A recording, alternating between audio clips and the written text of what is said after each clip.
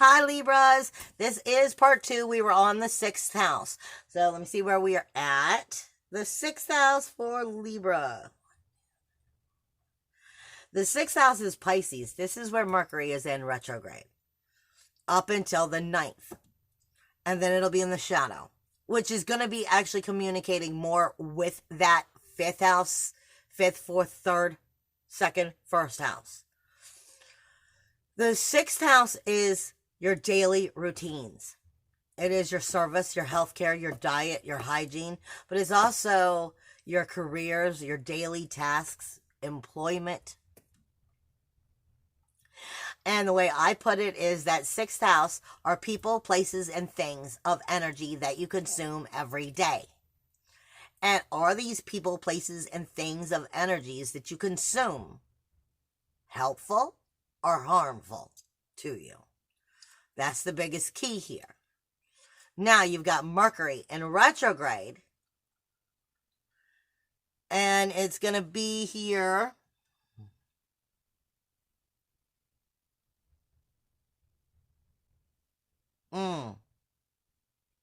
Mercury in retrograde, it was also going to be in that 5th house.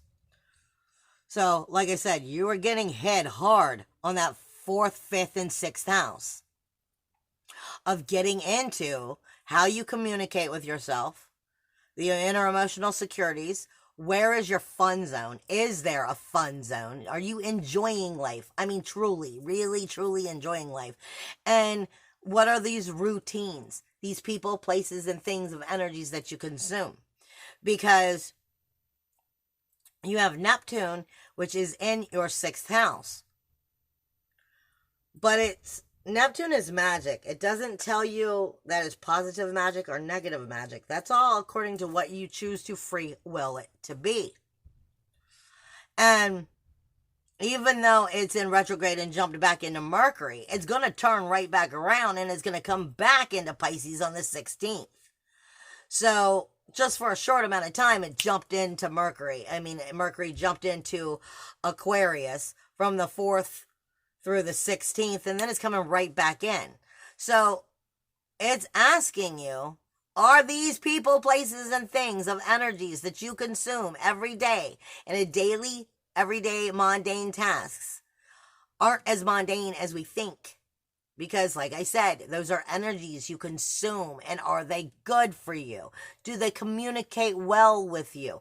Are they supporting you, or are they jacking you up and making things even more full of anxiety? Because if they're jacking you up, they're telling you that it's not supporting your inner creativity. It's not supporting your dreams. It's not supporting your inner emotional security, which is keeping you from your self-worth, self-value, self-esteem, keeping you standing in your insecurities. If they're supporting you continuing to stand in your insecurities, then it's the wrong routines, the wrong people, places, things, energies you consume. They should be supporting you, finding the joy and the light of you. And if they're not, they're completely wrong for you, honey, because Mercury is your communication, which will be in shadow when it comes back into Pisces on the 16th. It'll still be in shadow. Technically, you'll be feeling it there. It's definitely going through some darker aspects of what you create and believe for yourself, your life to be. And are you going to see through what it's teaching you so that you can get right with yourself? Or will you just believe the magic you've already created for yourself through ill waters, possibly, and continue to walk down that same path? This is telling you the shape-shifting that you need to know through that 6th house. And if that 6th house is not supporting all that you need to get right with yourself, people, places, things, energies you consume every day. Let me put it to you this way. There are some people who go jogging every day. There are some people who go to the gym every day. There are some people who go to the bar every day. I'm not saying that going to a bar is a bad thing. But if you're spending your life being drunk, instead of doing things that are healthy for you. Do you think that those energies are really, truly healthy for you? People, places, and things of energies you consume. If you hang out with the wounded, you'll be one of the wounded. That is what you need to remember as you are trying to move forward and figure out what this shape-shifting is about for you. Now, as you come into your 7th house, your relationship zone, you have Chiron and Lilith here, as well as Eris at the other end. And they are definitely having conversations with you, with your core illumination, your self-awareness, your personality, your self-worth, self-value, self-esteem, as well as, Spirit is saying for some of you, is your movable properties. Chiron is the wounded healer. And Aries, with Lilith being backing up, where is your fire? Aries is all about a brand new beginning, a brand new me first start. And in relationships, it should definitely be powerful, fired up, and sexy, and feeling good about itself. But Chiron being here means it doesn't. Meaning it doesn't feel good about itself. It's trying to figure out where it's not feeling good about itself and what we got to do to get right with feeling good about ourselves in these relationships. That's where Lilith is backing it up. Lilith is like the inner temptress. She is just as much the sacral chakra, but she comes from more of that belly dancer attitude. She comes more from feeling sexy, feeling good, but also feeling liberated. And you're not going to tell me what I'm going to do. She teaches you to stand in your fire. If you aren't, you were given a soul fire for you, to burn for you, not for everybody else. So she's asking Chiron, where is the soul fire burning for everybody else? Because right there is where you're fucking it up. She's telling you, this soul fire is supposed to be about me. If I don't feel good in this relationship, well, what am I doing in it? And relationships are partnerships. It can be sexual relationships, but it can also be working environment. It can be friends. It can be family. It can be parents. It can be children. Anything you care about, you have a relationship with. You have a relationship with your money. When you have no money, you know about that lack of money. So any and everything you care about, you have a relationship with. This is asking you again. The soul fire's for me. Where am I part of this relationship instead of just a bystander? It's your life. If you're not happy with your life, change it. It's asking you in these relationships, where are you happy and where are you not? And what are you going to acknowledge? Because this is what you need to change and sift through and strengthen, because it's taking you back to that 6th house and everything before that, saying people, places, things, energies you consume on your daily routines. Good for you, bad for you.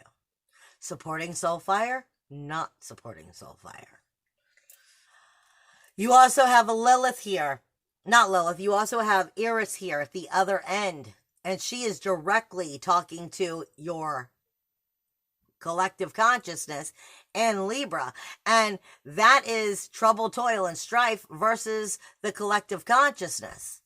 So where are you holding on to the idea of what you don't think is possible to heal? You think it has to be that way within these relationships. And because you think it needs to be that way within these relationships, it will.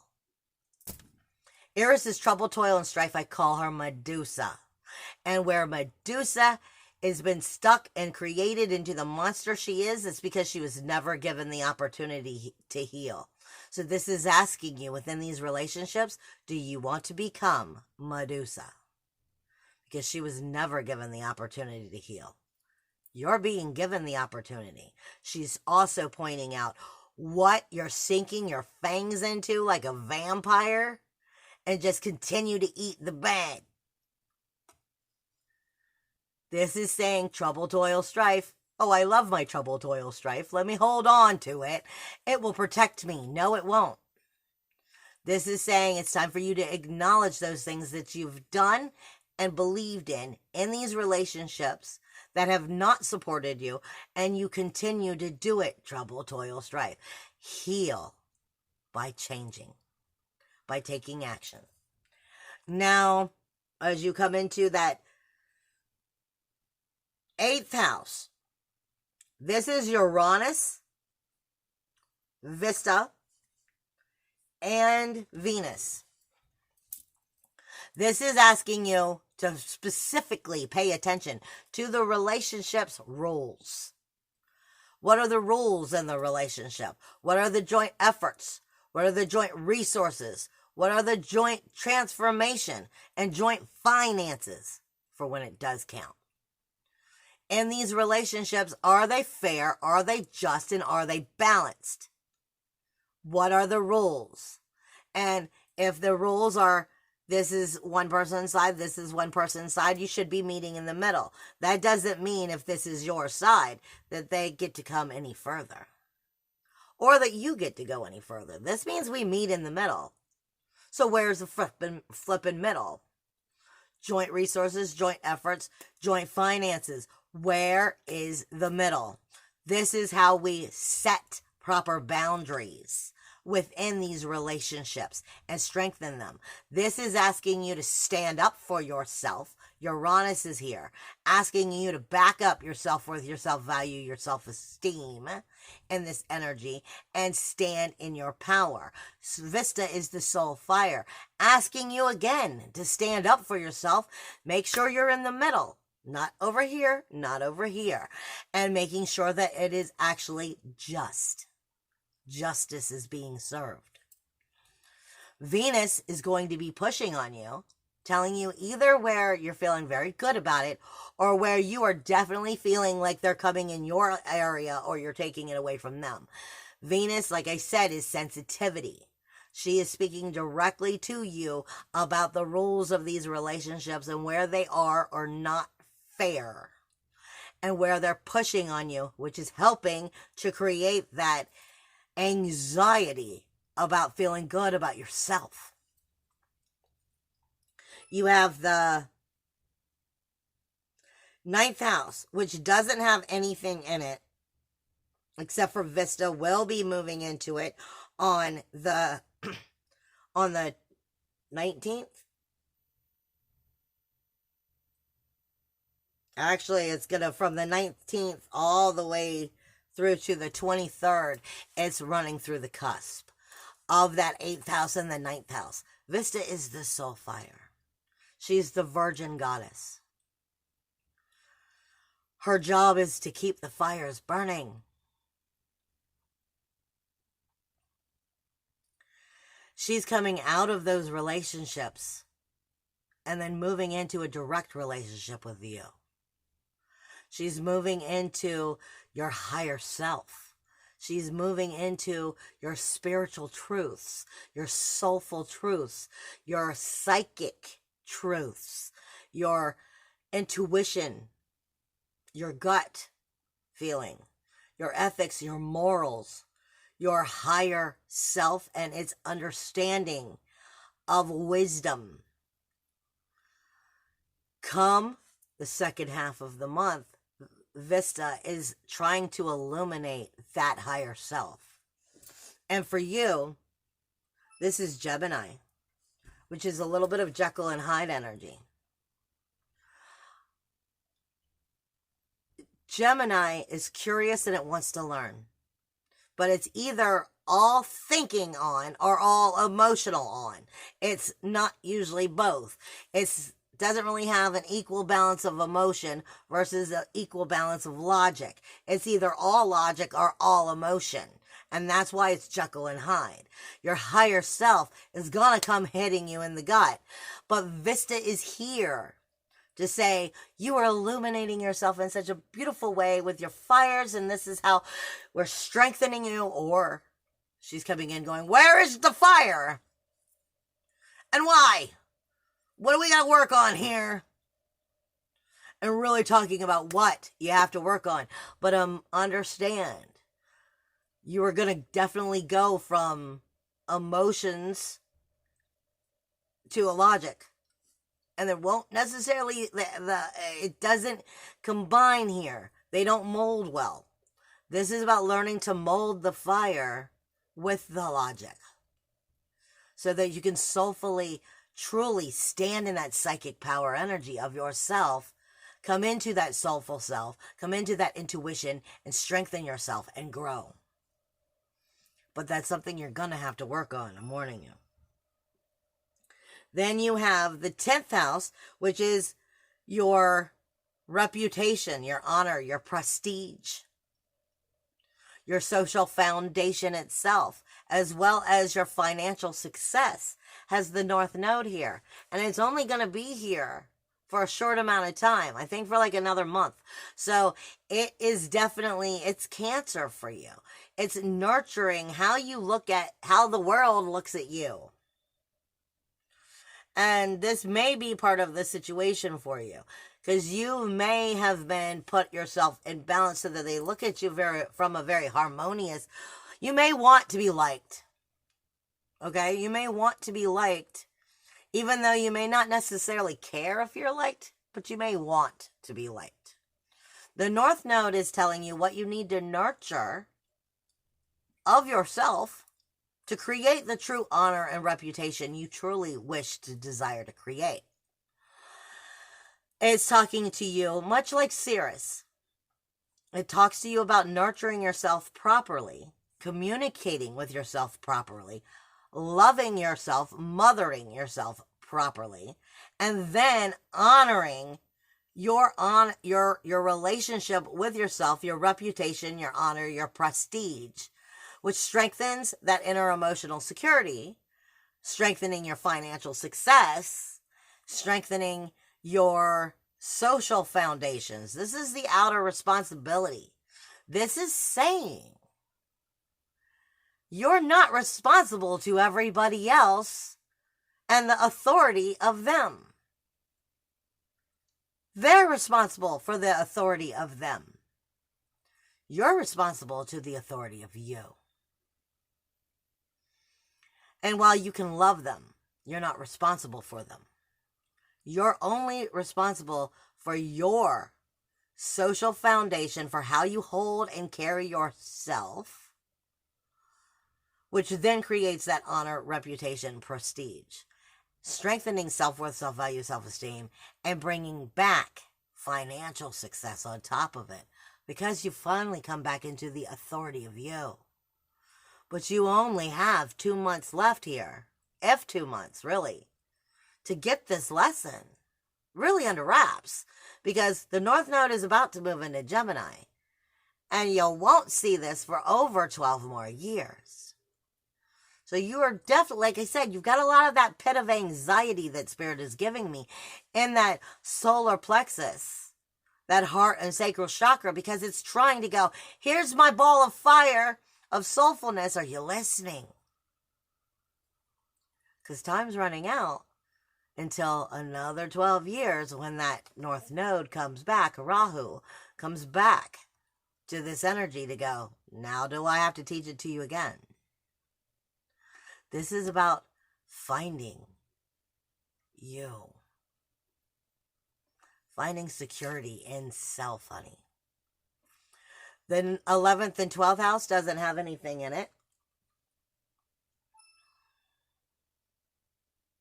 Nope. Which just means you've got enough going on everywhere else to already be teaching you about your hidden self, healing it, and then, not worry, but deal with the outer community. Because the outer community, like I said, should be your soul tribe. If they're not backing you up, they're not it. I love you. Bye.